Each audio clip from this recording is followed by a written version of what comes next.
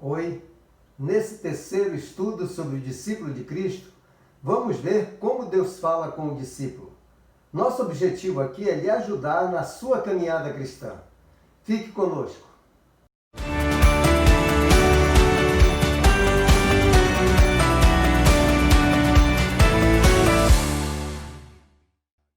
Nos estudos anteriores, vimos como tornar-se discípulo de Cristo e os benefícios da salvação. Agora, vamos verificar um dos aspectos da comunicação com Deus, ou seja, como Deus fala com o discípulo. Quando alguém aceita Jesus Cristo como seu Salvador, ele se torna uma nova pessoa.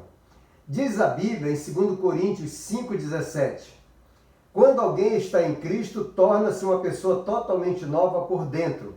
Já não é mais a mesma pessoa. As coisas antigas já passaram e teve início uma nova vida. Então, se você recebeu a Cristo como seu Salvador, você é um discípulo de Cristo. Você é um cristão e pode estar seguro de que é uma nova criatura, feita assim por Deus, que tem o poder não só de criar, como para recriar todas as coisas. Porém, para o discípulo crescer na nova vida espiritual, é necessário comer o tipo de alimento que contribua para o seu crescimento. O que alimenta a sua alma são suas ações. Diz Mateus 12,34: a boca fala do que está cheio o coração. Para poder falar de Deus, das coisas de Deus, necessitamos alimentar-nos da palavra de Deus. Diz Salmos 119, versos 11 e 105. Suas palavras estão sempre presentes em meu coração para não pecar contra o Senhor. A sua palavra é uma lâmpada que ilumina o caminho por onde eu ando. Ela me ajuda a não tropeçar. A Bíblia é a palavra de Deus para nós. É como Ele fala conosco. Então, em primeiro lugar, devemos ouvir a palavra de Deus. A carta de Romanos 10,17 afirma: assim é que a fé vem pelo ouvir o Evangelho a respeito de Cristo. Nós podemos ouvir a palavra de Deus em sermões, em estudos como este na internet e também no rádio e na TV, mas devemos anotar e praticar as mensagens que ouvimos. Em segundo lugar, devemos ler a palavra de Deus. Diz a Bíblia em Deuteronômio 17:19: precisará ler esse livro todos os dias da sua vida, para aprender a respeitar o Senhor, o seu Deus, e a obedecer às palavras desta lei e todos os seus mandamentos. A Bíblia é uma estrutura literária de profunda e maravilhosa unidade. Contém duas divisões gerais: o Antigo Testamento e o Novo Testamento. O Antigo Testamento se divide em 39 livros e o Novo Testamento em 27. Cada livro se divide em capítulos e versículos. Se for possível, devemos memorizar o nome dos 66 livros da Bíblia. Assim será mais fácil encontrar as passagens da Escritura. Temos de ler a Bíblia com a mente aberta, de forma habitual e meditando. A leitura da Bíblia é o poder mais eficiente para formar o caráter que o ser humano pode conhecer. Se possível, leia a Bíblia junto com outros membros da sua família. Será uma bênção para todos. Em terceiro lugar, devemos estudar a palavra de Deus.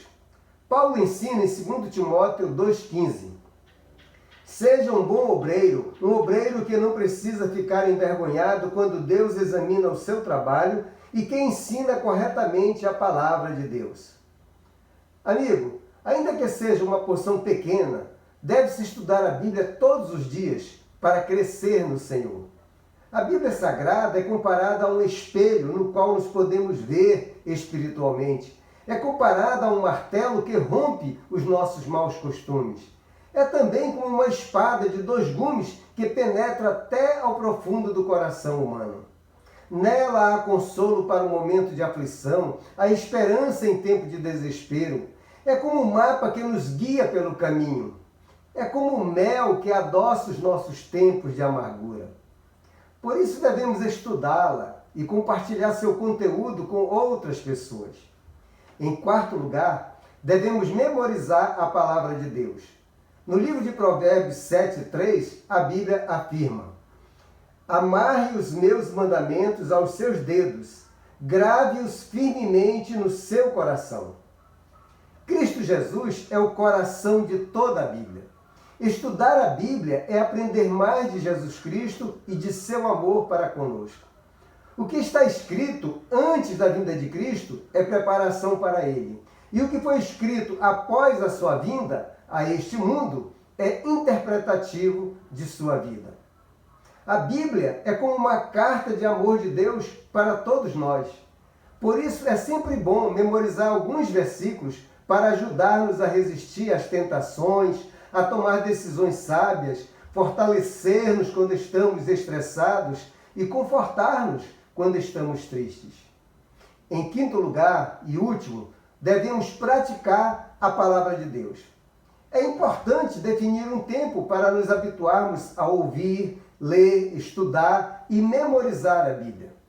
Para alguns, o melhor tempo é pela manhã, antes de ir para o trabalho ou escola. Para outros, será antes da refeição ou antes de dormir. É igualmente importante ter atitudes corretas ao estudar a Bíblia.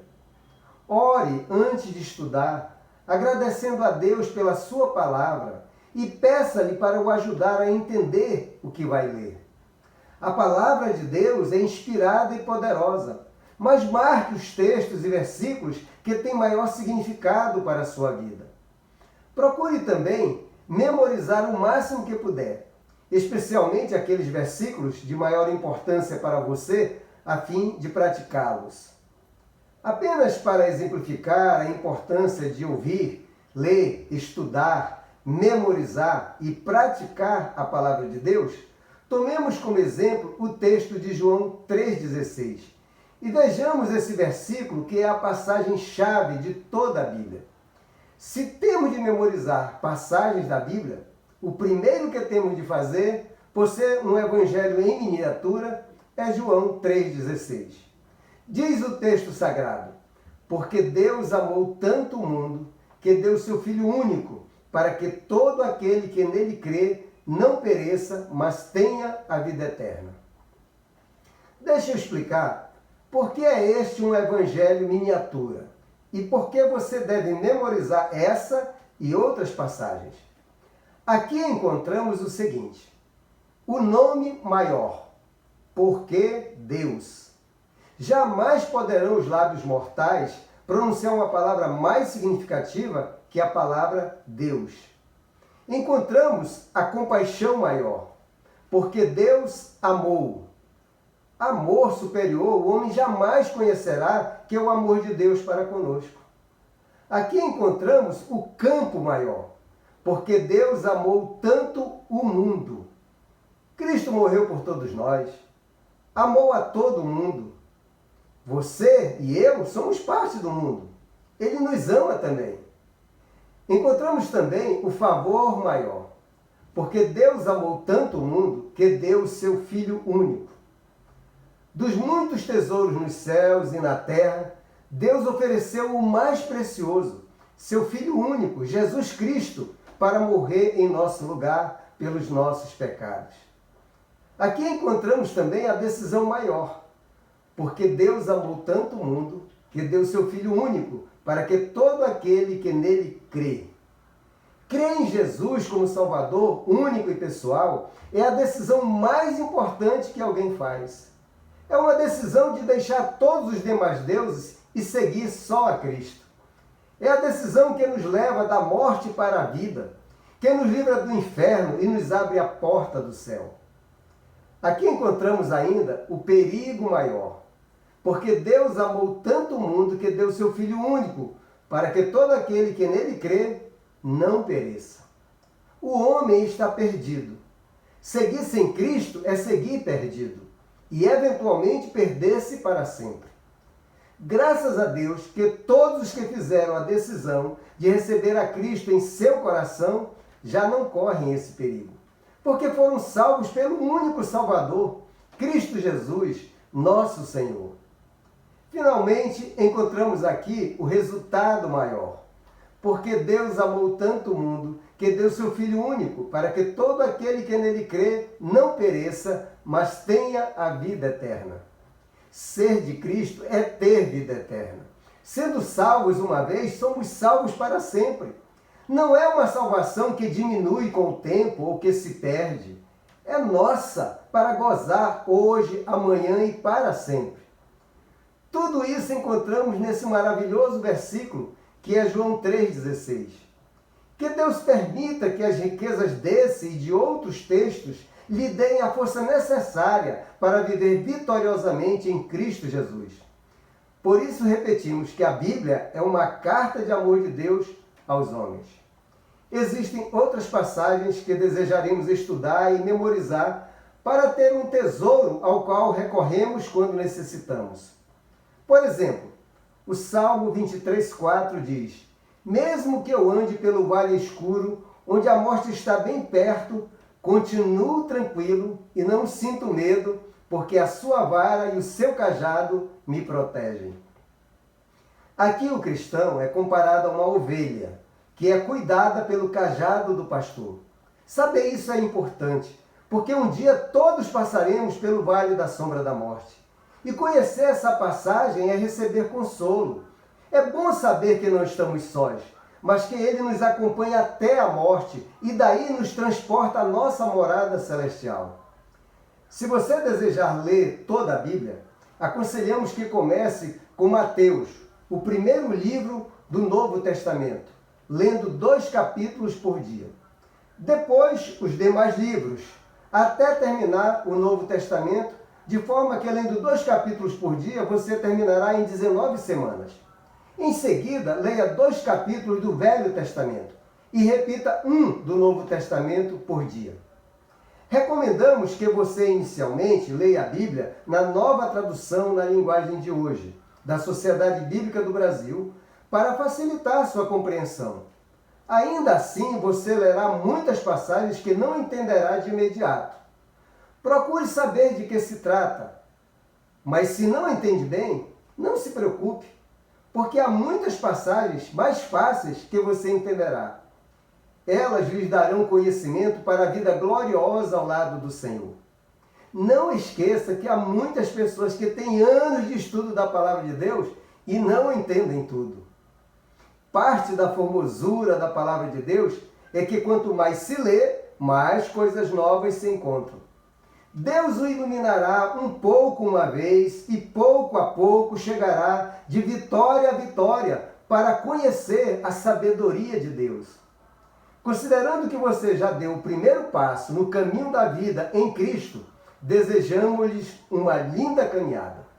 Atualmente, você pode baixar um aplicativo da Bíblia Sagrada no seu celular. Dentre muitos aplicativos, aconselhamos que você use aquele denominado YouVersion, produzido pela Life Church, que aparece com essa logomarca na Play Store. É um aplicativo gratuito. Esse aplicativo tem várias versões da Bíblia, em vários idiomas, e algumas versões têm o áudio disponível. Nele existe a versão bíblica da Nova Tradução na linguagem de hoje. Também eles disponibilizam um aplicativo da Bíblia para crianças, como você vê na imagem. O importante é que hoje aprendemos que Deus fala conosco por intermédio da sua palavra. Então procure ouvir, ler, estudar e memorizar textos da Bíblia.